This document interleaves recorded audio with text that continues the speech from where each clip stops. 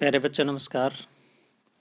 आज हम कक्षा 6 के पाठ विद्युत तथा परिपथ की कार्यपुस्तिका के प्रश्न हल करेंगे।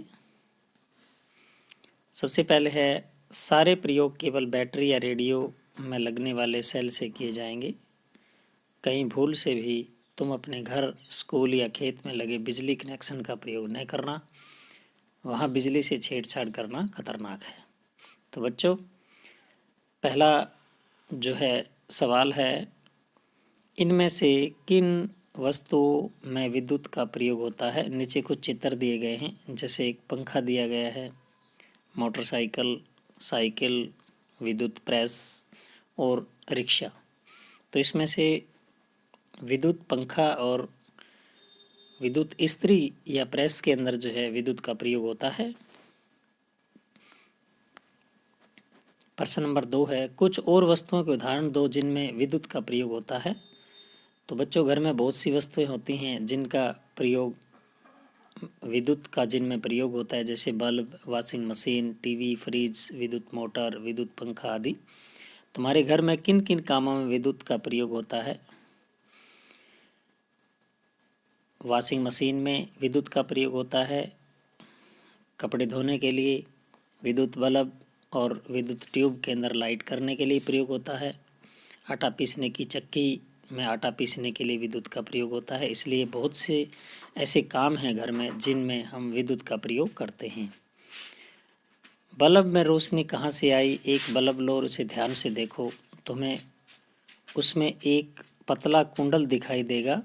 जब हम बल्ब जलाते हैं तो बिजली बल्ब के अंदर बहने लगती है, जिससे बल्ब का कुंडल इतना गर्म हो जाता है कि उसमें से रोशनी निकलने लगती है तथा बल्ब जलता हुआ दिखता है। तो बच्चों, ये है कि बल्ब में रोशनी कहाँ से आती है। कि बल्ब के अंदर आपने देखा हो एक तंतु लगा होता है, टंगस्टन का बना हुआ। जब उसमें से विद्युत धारा या बिजली गुजरती है तो गर्म होकर वो जो रोशनी प्रदान करने लगता है।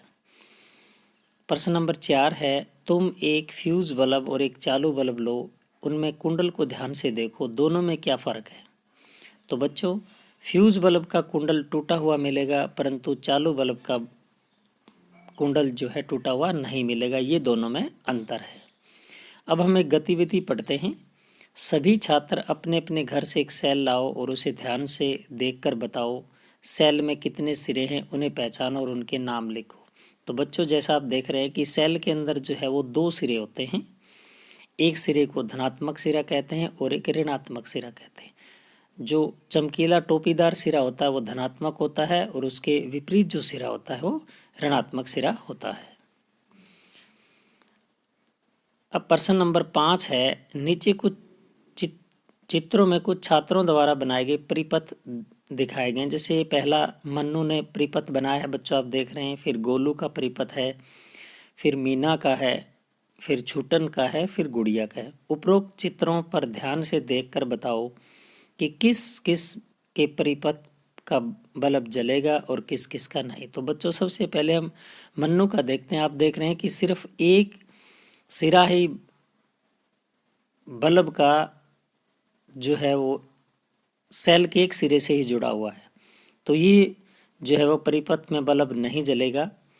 गोलू के परिपथ में भी आप देख रहे हैं कि बल्ब का सेल का जो एक सिरा है उससे तार जुड़ा हुआ नहीं है, अलग है, इसलिए ये भी बल्ब नहीं जलेगा। मीना का जो परिपथ है उसमें सही तरीके से तार जुड़े हुए हैं, दोनों सेल के सिरों से और इधर बल्ब के सिरों से भी सही जुड़े हुए हैं, इसलिए ये बल्ब जलेगा। छूटन का जो बल्ब है वो नहीं जलेगा, क्योंकि सेल क्या एक ही सिरा बल्ब के दोनों सिरों से जुड़ा हुआ है, इसलिए इसमें विद्युत धारा प्रभावित नहीं होगी और बल्ब नहीं जलेगा। गुड़िया का जो विद्युत परिपथ है वो बिल्कुल सही है, दोनों सिरे सेल के बल्ब के दोनों सिरे से जुड़े हैं, तो इसका बल्ब भी जलेगा। तो इसमें मन्नू का बल्ब नहीं जलेगा, गोलू का बल्ब नहीं जलेगा, मीना का बल्ब जलेगा, छुटन का बल्ब नहीं जलेगा और गुड़िया का बल्ब नहीं जलेगा। इसे हम करके भी देख सकते हैं। तुमने टॉर्च में लगे हुए स्विच को देखा है, स्विच दबाने पर टॉर्च जलती व बंद क्यों होती है?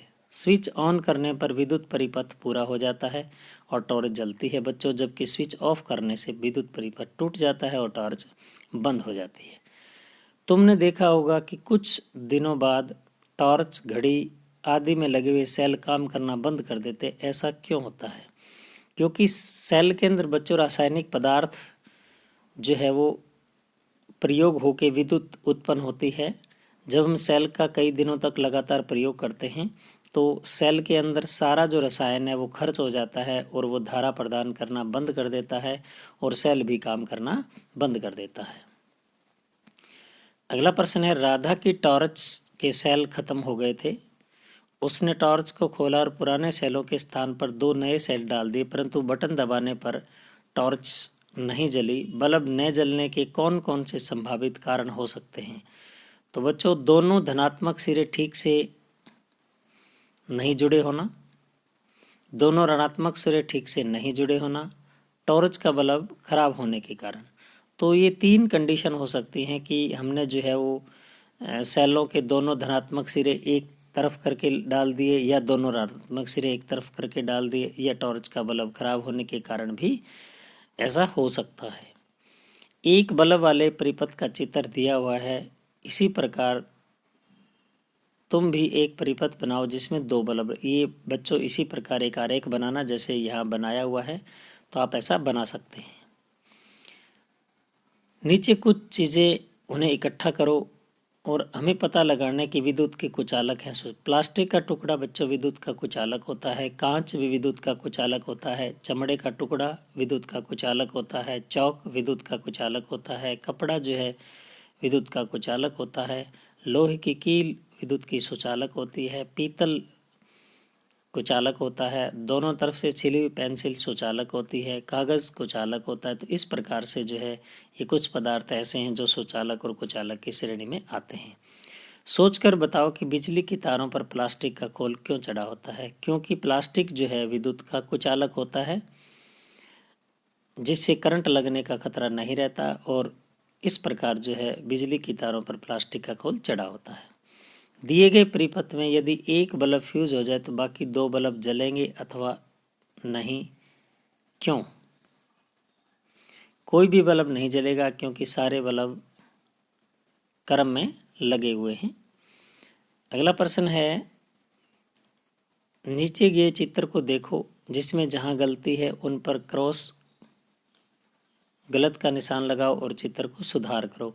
तो इसमें जो है वो बच्चों ये जो बैटरी के अंदर जो सेल लगे, विद्युत सेल जो हमने लगाए हैं वो गलत तरीके से लगाए गए हैं कि दोनों ही सेलों के जो ऋणात्मक सिरे हैं वो साथ जुड़े हुए हैं, जबकि ये गलत तरीका है। हमें जो है एक बल्ब का ऋणात्मक सिरा दूसरे के धनात्मक के साथ जोड़ना है, जैसा कि सही करके हमने चित्र बनाया है।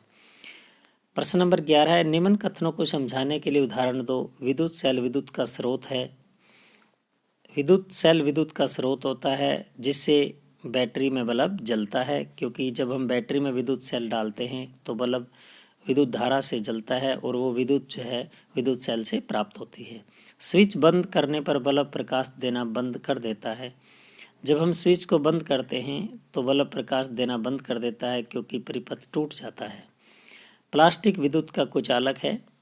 प्लास्टिक विद्युत का कुचालक होता है, इसलिए उसमें से विद्युत पास नहीं होती। इसका प्रयोग विद्युत यंत्रों के खोल या हत्थे बनाने में होता है। तो इस प्रकार इस पाठ के कार्यपुस्तिका के प्रश्न मैंने आपको हल करके बताए हैं। मुझे आशा है कि ये आपको पसंद समझ में आ गए होंगे। सभी बच्चे अपनी कार्यपुस्तिका को इसी प्रकार जो है हल करेंगे। धन्यवाद।